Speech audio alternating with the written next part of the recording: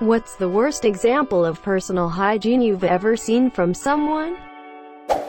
I lived in a triple dorm when I was a sophomore in college. 2 friends and myself. When my friend transferred to a different school over Christmas break, the college automatically added in a third person as our dorm had the only opening on campus.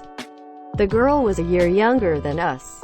Not a huge deal, but the problem developed a few days after she moved in with us. There was a slight odor when she walked by.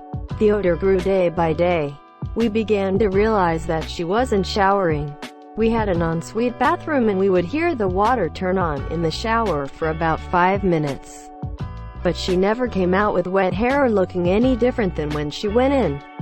We went for a soft approach at first. We went to Bath & Body Works and got her a really nice basket of scented soaps and shampoos and conditioners, because she only had one very old generic shampoo that she'd had in the shower. She was very grateful and we thought that would be the end of it. She put the shower items in the shower, and literally nothing else changed. The levels on the soaps and shampoo didn't go down. The smell was getting worse. We sat down with her and had a serious but concerned conversation. We said that we were worried about her and wanted to know if she was okay and how we could help. She said everything was fine and nobody else had ever mentioned her smelling bad. I find that completely impossible as she was surrounded by a stench of body odor coming from every pore. She said she'd shower more. She began going to parties, which we thought would make her clean up a bit, but it didn't. She would just add cheap alcohol to the body odor scent. After about a month, my roommate and I went to the dorm advisor and explained what the situation was and how we were done. She was smelling worse every day and was beginning to be very snotty to us. The residence director met with her, and although he couldn't tell us what happened during the meeting, he verified that he could smell the odor coming off of her. Thankfully, she had made a friend. A very odd duck, but a duck that I am still thankful for. And that friend's roommate moved out. She moved within a week. We ran into her on campus every now and then. Same stink. I gotta give you credit for how you handled the situation. Very kind of you. Too bad she didn't take it to heart. It makes me think of when I worked for Child Protective Services. We would run into cases where the family had learned bad hygiene over the generations. Once, we had to talk to parents about a call from the school over the hygiene of their child. The mom looked shocked and said, "She gets her weekly bath like I always got." We talked more, and that's the type of life they lived and never understood the issue. I have a girlfriend who thought that it was normal for guys to have dingleberries. Poor girl was going down on a guy with matted turd fur. Okay, this one out of all of them made me audibly gasp. WTF? Question mark. We were talking about how shitty blowjobs were, and little did we know hers were actually shitty. She had just married Hi Monsieur. Greater than she had just married Hi Monsieur. No. It gets worse. He was also cheating. Let that one sink in. Single people. Old Johnny Dingleberry had 2 chicks on the go. I worked at an engine assembly plant in NY State where everyone is in these 3 to 5 station teams that rotate every hour so you don't go crazy doing the same job for 8+ hours.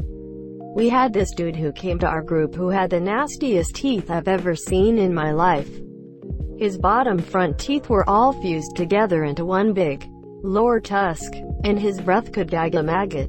It got so difficult to work with the guy. You could smell his breath from at least 6 feet away, that we had to go to a manager to figure out how to handle it and not be dicks. Well, they basically told him he needed to do something about it. So he constantly had a tub of mints on Hi Monsieur after that. His breath just smelled like a rotting corpse and mint. So, yeah, woman was a heavy smoker, which can cause a lot of issues in itself. And bad though, like she never showered.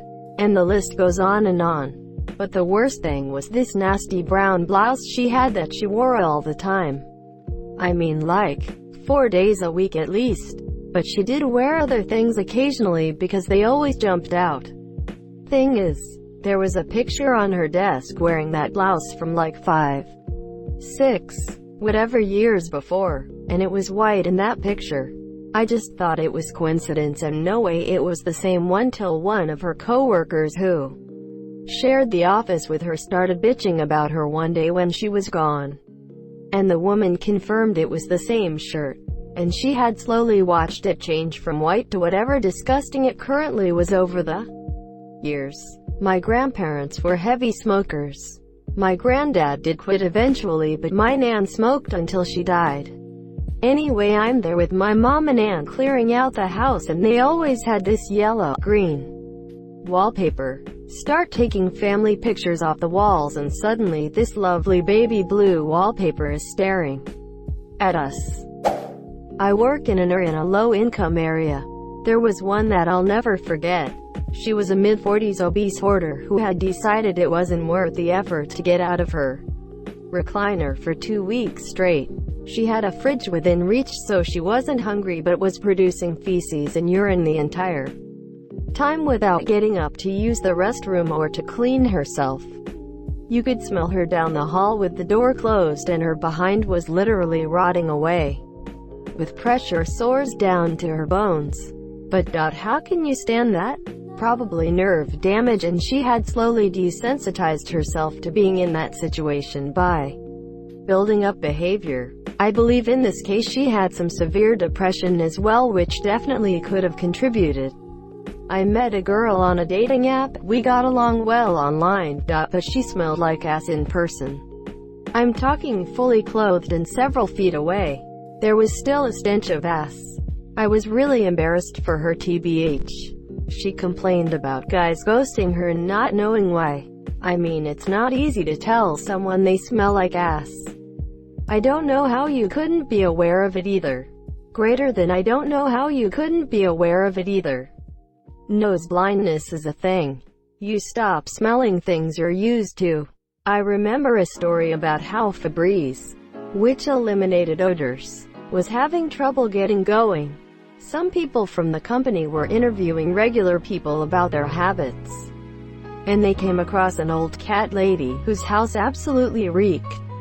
When they subtly and politely asked about cat smell, the lady replied that it was amazing that with so many cats around, they didn't smell at all and that's why she didn't need to use Febreze.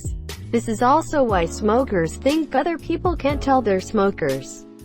We can. And why some women who have a favorite perfume end up drenching themselves in it over time as they stop being able to smell the regular dose.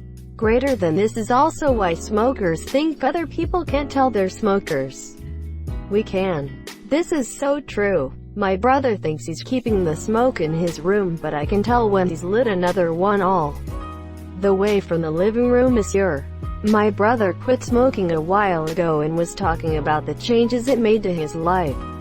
Just in our conversation, he told us how he can walk upstairs without losing his breath, and his sense of taste is at least twice as good now.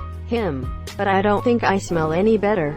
Entire family, you definitely smell better. This guy and his family didn't like to shower, and they all had food stains all over their clothing. And the father smelled like he crapped himself. Smelled like pee. But that wasn't the worst part. The worst part is he had food stuck in his hair and maggots crawling in it. Literally, the guy smelled like death. He said I was being offensive because I stood 10 feet away from him. Monsieur, guy had the nerve to call my manager over, who then immediately stuck his hand up and said he wasn't interested in hearing his story, that he needed to leave and not come back until he took a shower. After this is when he started taking care of himself. Edit. Sentence improvements. I am so glad he started taking care of himself. I hope the whole family followed that example and it was the beginning of better lives for everyone. And I am glad your manager had your back. Edit. Thank you for the sweet seal. You, munificent. I had a part-time job at uni cleaning out student rooms after the occupants had moved out. One room was left with no fewer than 28 bottles of piss that the occupant had decided just to leave in the room. Monsieur, the shared bathroom was next door. I lived next door to an apartment for Mormon missionaries. One of the guys saved all of his piss in 3-liter bottles. He and the other guy got in trouble when they went to their weekly meeting and distributed bottles of piss to other missionaries as if they were filled with soda. They told me about this, but could not explain why. 1. They saved piss in bottles, and 2. Why they gave it to other missionaries. I peed in a lemonade container in middle school so I could get some weird middle school clout. But without a plan, I panicked and stuffed it in my locker. I was so paranoid about taking it out and getting caught that I just left it in there, and since it was a little buried under unused binders, I pretty much forgot about it until cleaning my locker for the year. Middle school was too strange of a time for me. Reminds me of my brother's college freshman year roommate. The dude was insufferable for a lot of reasons, but one of the things he would do was piss in bottles and leave them in the room even though the bathroom was next door. The dude ended up leaving midway through the year on his parents came to get high. Monsieur, the guy, had left a bottle of piss on his desk that brother had asked him to take care of days earlier. So after the dude had mostly packed and he and his parents left for a little while, my brother very slightly unscrewed the top so that it would leak and put it in the middle of all this guy's stuff in his bag. A classic form of petty revenge. Girl I was friends with at university had been complaining of an itchy head for a couple of weeks. We all joked it could have been head lice, but none of us had any contact with children. Anyway, this girl was known for her lack of showering. We worked in the same restaurant together and she'd frequently finish a shift, sleep in her uniform and go back the next day without even a pat down with a wet wipe. Just to put it in context, one day in a lecture she scratched her head and a huge louse came out and walked across her paper. It was shocking, honestly. Later that day she's got delicate shampoo and a comb. I swear to God, each time she pulled the comb out of her hair you couldn't even see the teeth. It was just alive and moving with lice. Still one of the most disgusting things I've ever seen. I mean, her head was literally crawling with lice. I felt this comment in my soul. I instinctively scratched my head. I can't read about lice without my head getting itchy. As far as I know, lice prefer clean scalps because dirty hair is difficult to maneuver in. They stick close to the scalp where all the body heat is because they need it to incubate their eggs. They are nasty little creeps though. I once had a teenage girl come in to see me for a haircut, and while I was doing her consultation, noticed that the first 7 inches of her hair was just row upon row of nits. Hair grows on average a 1/4 inch per month, so she had to have had them for a long time. I don't know how an infestation gets that bad without detection. Super fun for me though. I had to clear my schedule and disinfect everything including the floor and throw all my clothes in the dryer. I get the heebies just thinking about it. Thank you so much for watching and have a good day.